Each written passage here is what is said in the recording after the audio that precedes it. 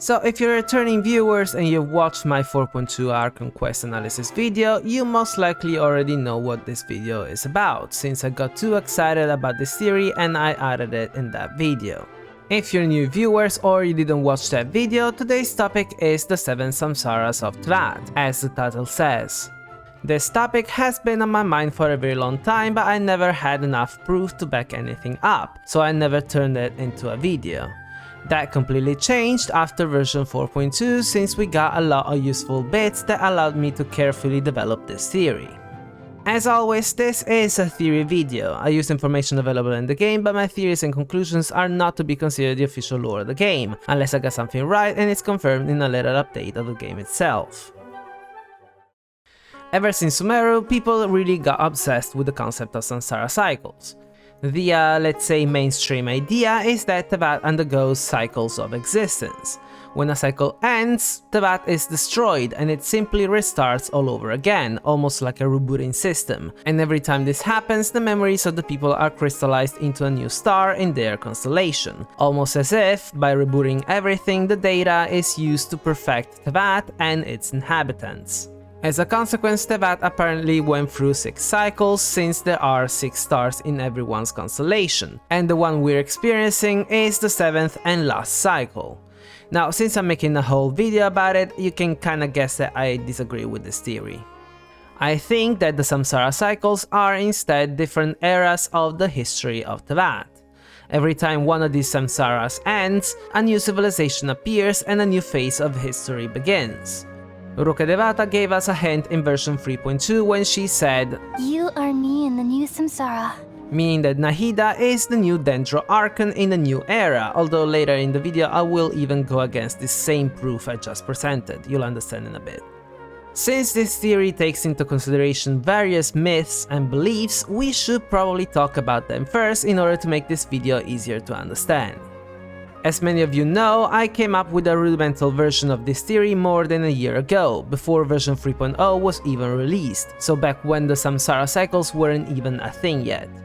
That initial theory is the core of today's new and improved version of it, so it's still based on a concept developed both by the 20th century religion called Theosophy and the spiritual movement Anthroposophy. They believed in the existence of a spiritual world accessible to human experience, a non-physical plane of existence called mental plane, in which we could find a compendium of all universal events, thoughts, words, emotions, and intent of the past, present, and future, called the Akashic Records. What's relevant to this theory are the 7 evolutionary stages of humanity called root races that are supposedly recorded in these Akashic Records. In this video, I will mainly use Anthroposophy as a reference since they analyze the root races in detail. In version 4.2 though, we found 2 items in the Tower of Epsissimus that I used to push this theory a little further. A document that specifically talks about the Samsara cycles, which can be found in one of these enclosed balconies, and the 3 pieces of the key that we used inside the tower itself, called Root Cycle, a clear reference to the root races. The description of this key also talks about the cycles of Teyvat. Furthermore, since Natlan is the next nation and we are slowly, way too slowly, finding out more and more about it, I included in this theory the Genesis myth of the Aztecs. Very important is the myth of the 5 suns. When the world had been created, it was considered incomplete without a sun, so one at a time, the gods threw themselves into a bonfire to become the sun, but each of their reigns came to an end for one reason or another, and when they stopped ruling, the sun fell and the world and the humans were wiped out. This happened 4 times in the past, so we are now living in the 5th world. Now that we're done with this introduction, let's begin with our analysis of the 7 Samsara cycles of Teyvat. According to Anthroposophy, the first root race is called Polarian, and it represents the first age in which the world was still taking shape. The first version of humanity was created by the Barhishad Pitris, the fathers or ancestors of humanity. These humans were ethereal and genderless and lived on the imperishable Secret Land, a land that was destined to exist one way or another until the very end of everything. According to the Aztecs, the humans of the first world were created out of ash and they were giants. The first sun, also called for Jaguar, was the god Tezcatlipoca, the god of the night, and because of that he was just half a sun. This first world ended when Quetzalcoatl, his brother and arch-rival, knocked him down from the sky with a stone club, and in retaliation, Tezcatlipoca sent his jaguars to eat the humans. The Narzissenkreuz Ordo instead has nothing on this era because, as we learn in Economia, Celestia hid the genesis of Teyvat from the people, and those who accidentally found out about it, like Orobashi, were removed from the equation as soon as possible. In Genshin Impact, this is the Primordial Teyvat, when the humans lived in the Unified Nation. The Unified Nation doesn't exist anymore in Teyvat, but its ruins and a whole section of it, Economia, still stand somehow. Anthroposophy says that the First Nation will always exist until the end of time, so it's interesting to see how, according to Renee's world formula, the apocalypse is represented by the ruins of what we would call the Unified Nation. As for the ethereal humans, I guess it could be interpreted in multiple ways. In Before Sun and Moon, we were given the impression that the people witnessed the battle between the Primordial One and the Dragon Sovereigns, which happened before the humans were even created. And it also talks about an arc that, when was open, brought the humans into Teyvat. So my theory is that the Eternal Throne was that arc and it carried the soul of the people, hence the ethereal version of humanity, and these souls were later placed into the bodies that were created inside Teyvat. Furthermore, since Economia is a section of the Unified Nation, we can also take into consideration the sin shades created by Istaroth. Celestia allowed the people of Economia to live on the surface if they agreed to forget everything they knew about the true genesis of Teyvat, which, like I said before, Celestia wants to keep secret. To prevent these memories from going back to Irminsul and being reused in the future, they were turned into these sin shades and sealed into Economia. If you think about it, the sin shades are ethereal and genderless, so they kinda fit the description provided by Anthroposophy. When it comes to the Aztecs myth, considering that the Primordial One created 4 shades of itself, it does sound very similar to Tezcatlipoca being the god of the night. And let's remember that Tezcatlipoca's name as the sun was 4 jaguars, while Quetzalcoatl would be the second who came. The two Aztecs' gods were arch-rivals, and Neuvillette defined the war between the Primordial One and the second who came as the War of Vengeance, so these two also knew each other from before. The second root race is called Hyperborea. According to Anthroposophy, the nation was characterized by its golden color and was located in the northern regions of the world, basically the North Pole and Northern Asia, areas of the Earth that we define as extremely cold. Both Anthroposophy and the ancient Greeks, from which the term Hyperborea comes from, believed this specific place to exist past the chain of Mount Ripheus, where the god of snows and hurricanes Boreas lived. Because the mountains protected Hyperborea from the cold, this land was warm. According to Greek mythology, this was also the place where Apollo, the god of the sun and light, used to spend the winter, which is the reason why the sun never sets for 6 months.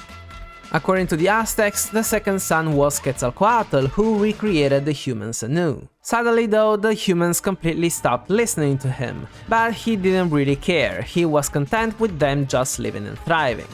Out of nowhere, Tezcatlipoca decided to assert its dominance and turned the humans into monkeys because of their disobedience. Quetzalcoatl, angered, caused a huge hurricane to get rid of the monkeys and stepped down from being the sun. Since the history of Teyvat officially begins here, according to the Oro, this era was also called Hyperborea, which is not a new name since the weapon Ballad of the Fjords tell us that winter is said to originate from Hyperborea.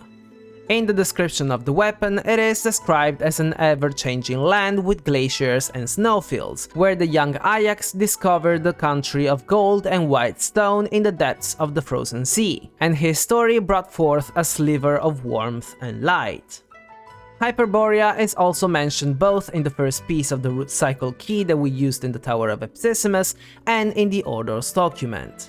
This era is said to represent the world when it was frozen, but also the loss of paradise.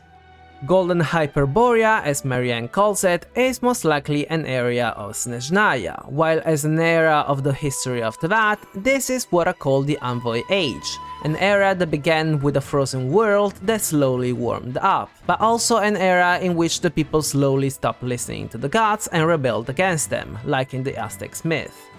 The loss of paradise, I believe, represents the peaceful world this civilization was granted by the heavens, a peace that they gave up on with their rebellion and their attempt to breach into the garden of the gods.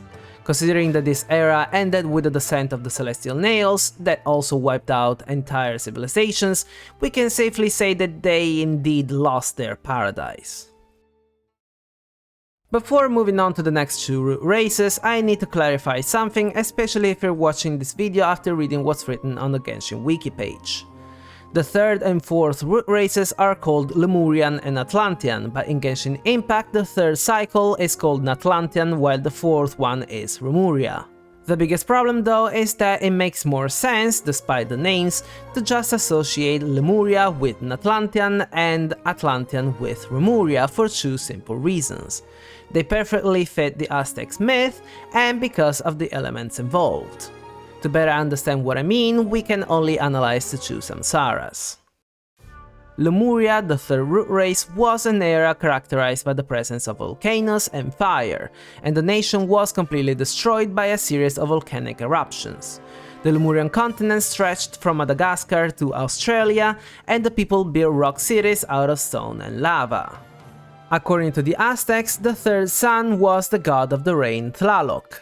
Everything was perfectly fine and a new version of humans was created. That is until Tezcatlipoca, once again, did something outrageous. He stole Tlaloc's wife away and because of that, Tlaloc, consumed by grief, caused an endless drought that ended in a rain of fire that burned everything to the ground. And this world ended as well. According to the Ordo, as we said before, this era was called Natlantean, which makes perfectly sense since in anthroposophy, in the Aztecs myth, and in Natlan everything revolves around fire. The Ordo also defines this era as the defeat of evil dragons, which is further explained in the second root cycle key. The triumph over the evil dragon symbolizes humanity's victory over nature as well as the beasts within themselves. Lastly, Nevelet told us that Natlan is the nation of dragons, which are beings that evolved to coexist with the humans. Chronologically, this was the age of the gods of old, the same age in which Nibelung came back to life, only to realize, as Apep said, that the era of the dragons was over. Maybe this is also the reason why the dragons of Natlan, if they're descendants of the fire dragon or are related to the primal fire, decided to coexist with the humans. On this note, we've seen some pyro bishops when we fought the shadow inside the old Devari narwhal, so they may be a hint to what we will experience in Natlan. Lastly, the ancient city of Yith that Marianne mentions may tell us something about this era, if it's located in what we now call Marijivari. If you wanna know more about the great race of Yith from H.P. Lovecraft's novella Shadow Out of Time, you can watch my previous video, link in the description. The fourth root race is called Atlantean, created by a sub-race of Lemurian on the continent of Atlantis, which of course is all about water, from the inception to its demise because of a flood. According to the Aztecs, the fourth sun was Chalchihuitlicue, the goddess of rivers, seas and oceans, but also Tlaloc's new wife. She was a very kind goddess who loved the humans and the earth. But guess what? Tezcatlipoca told her that she didn't really love the humans. She took him seriously and was saddened, so she cried blood for 52 days, causing a massive flood that drowned everyone and everything, ending the world once again.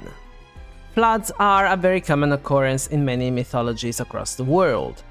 Natlan, for example, is also based on the Incan, Mayan and Yoruba culture, and in their creation myths, there's always a god who wiped out the humans with a flood for some reason. Viracocha, the main Inca god that came forth from Lake Titicaca, flooded the earth because he was displeased with the humans he created. The Mayan gods also caused two floods to wipe out two different versions of humanity they created. And lastly, the Yoruba ruler of all bodies of water, Olokun, wiped out the humans created by the god Obatala out of retaliation because Obatala never asked him for advice during the creation of the land. Even in the Bible, God wiped out humanity with a flood because of their corruption and violence. Back to Genshin Impact, according to the Oro, this era is called Remuria, and it represents the original sin and baptism. As a consequence, this fourth Samsara seems to be specific to Fontaine alone, and it most likely includes both Remuria's rise and fall and Egeria's sin, the creation of a new race of humans, the baptism the Oro talks about. If this era is specific to Fontaine, then it must have happened mostly at the same time as the Natlantean era, and Fontaine would, as a consequence, have two different kinds of humans. The Oceanid people created by Egeria and the real humans that the Oceanids wanted to be like. One of them would be Karl Ingold, since Renee kept writing about how different he is from the rest of the Fontainians. The fifth root race is called Aryan, and it's the current era we are living on Earth. I won't talk about the Anthroposophy root race more than that, because this concept, as you can tell by the name, became one of the reasons behind the atrocities of World War II. According to the Aztecs, the fifth world is also the current world we are living in. Quetzalcoatl, furious, decided to go to the underworld to steal the bones of the humans, and with his blood, he brought them back to life. So again, a new and improved version of humanity was created. As for the sun, the gods sat around a bonfire and decided that whoever was willing to sacrifice themselves inside of it, they would have become the new sun. Two gods, Nanahuatzin and Texistecatl, jumped into the fire. The first one became the sun, while the other, because there can't be two suns, became the moon after the other gods threw into the fire a rabbit to dim his light, reason why the Aztecs saw a rabbit on the moon rather than a face. In another version, Huitzilopochtli became the sun, but the stars, envy of him, sent the goddess of the moon Coyolxauhqui, and because of their endless fight, the day and night cycle was created. Either way, the fifth world is ruled by a sun and by a moon. Interestingly, the Maya have a very peculiar myth as well, the story of the hero twins Hunahpu and Xbalanque. Their life mission was to avenge their father, who lost his life together with his twin when one death and seven deaths, the lord of Xibalba, the underworld, invited them to play a ball game. Hunahpu and Xbalanque grew up strong and smart, and eventually they were able to trick and defeat the lords of the underworld during the same kind of ball game, finally avenging their father. Because the lords were sore losers, they tried to trick the twins one more time, but the twins saw through their plans, and through a very complicated deception, the twins disposed of them and caused the downfall of the underworld itself. When the twins' mission was finally accomplished, they climbed back to the surface of the earth, but they never stopped climbing. They reached the sky, where Hunahpu became the sun and Xbalanque the moon. I included this myth not just because it talks about the sun and the moon again, but because Xbalanque is an Outlander name that we saw in the Velet's introduction. According to the Oro, this era is called Khraun-Aria, and because the document we found was written not too long after the Cataclysm, they said that they were living in the first half of the era, which is also represented by the half circle on the third piece of the root cycle key. Now, considering that Khraun is not a real word and that Aria is basically the same name as the root race, I believe that Khraun-Aria means Kharia, because, you know, Khraun-Aria, Kharia, the name is very similar. Anyway, this era began with the Archon War and the institution of the Seven, which was, for obvious reasons, the beginning of a new era for the humans. The Samsara cycle reached the halfway mark with Kharia, the Cataclysm, the death of 5 Archons, and a new order of the 7, and we are currently playing in the second half of the era. As the Ordo says, this era represents the relationship with the gods, but also the freedom from them. The relationship obviously refers to the Archons ruling over the 7 nations, while the freedom from them could either represent the Archons going against the Heavenly Principles, or that maybe the Divine Seeds are destined to crumble, just like the Hydra Archons one, so by the end of the Samsara, the world will be ruled by the people. I mean, the Fatui are gathering the Gnosis, so who knows what will happen to the Divine Thrones once they're done, especially because, as Fossilor said, destroying the thrones will hurt the Heavenly Principles, which is indeed the goal of the Tsaritsa. But when will this era end? Since the Archon War started around 4,000 years ago, it would be intuitive to think that it will end in 3,500 years, but I think it will end much earlier. In Furina's mental world, the scene numbers represent days, and 182,376 days are 499 years 241 days. This means that 500 years haven't completely passed yet, so this era could end in 124 days, although it will take us 3 years to get there. There is though a chance that Fossilor took 124 days to come out with a plan, but I think they intentionally gave us that number to tell us that 500 years haven't passed yet. By the way, a small detail about Khraun-Aria. The story of this nation began during the first era of Teyvat and ended when they were discovered by Orobashi and brought to the surface during the Archon War, so during the beginning of the 5th cycle, that the Aztecs believed to be ruled by a sun and a moon. Doesn't that mean that everything before the current world is everything that happened before Sun and Moon? As for the final 2 root races, they haven't happened yet and don't even have names. The 6th one will be ruled by the reincarnation of Julius Caesar, while in the 7th one there will be a completely spiritual version of humanity, and sins, cruelty and violence won't exist anymore. After that, according to some neo-theosophists, the humans will eventually migrate to Mercury, where they will continue their spiritual and physical evolution. According to the Aztecs, the world we're living in is supposed to end sooner or later, but no one knows when, they just know that it will, and there won't be a new world after that. When it comes to Teyvat though, we can only speculate. The 6th era may be an age without the gods, and if the Tsaritsa or Pierro's goal ends up being the revival of the 3rd Descender, considering that they still took the Hydronosis even though the Dragon's authority is not inside of it anymore, this 3rd Descender may be the one person who will rule the entire world. Whether that's a good or a bad thing, it's actually unknown, but considering that the Primordial one and the second who came worked together to split the remains of this Descender to create the Gnosis, it doesn't sound like the 3rd Descender was good news. The 7th era instead will probably happen when we will go back to Khraun-Aria of the past thanks to Pierro, since in the Travail video Khraun-Aria's act is glitched, so it most likely won't happen chronologically after Snezhnaya but before Mondstadt and probably before the Cataclysm. Since I believe that Pierro's real goal is to break the eggshell, going back to the past would allow him to use the forbidden knowledge available in Khraun-Aria 500 years ago, but this time he would also have 500 more years of research and understanding of it, so he may have learned how to use it to destroy the fabric of reality of the microcosm of Teyvat, in order to release Teyvat onto the old world as it was supposed to happen since the beginning, as it is written in Before Sun and Moon. This would be similar to the migration to Mercury that Neo-Theosophy talks about, and it would also explain why Pierro promised Signora that your final resting place will be the entirety of the old world. And that's it, I hope you liked the video. If you did, don't forget to leave a thumbs up, and if you're interested in Genshin Impact Theory videos, consider subscribing.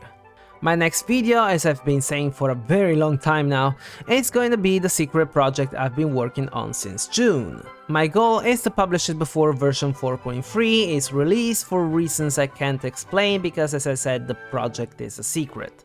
The problem is that it will be a very long video, the only video I'll publish that will go past the hour mark, so recording and editing is probably gonna be quite time consuming, but I'll try my best anyway. Thank you so much for watching, and until next time, over and out.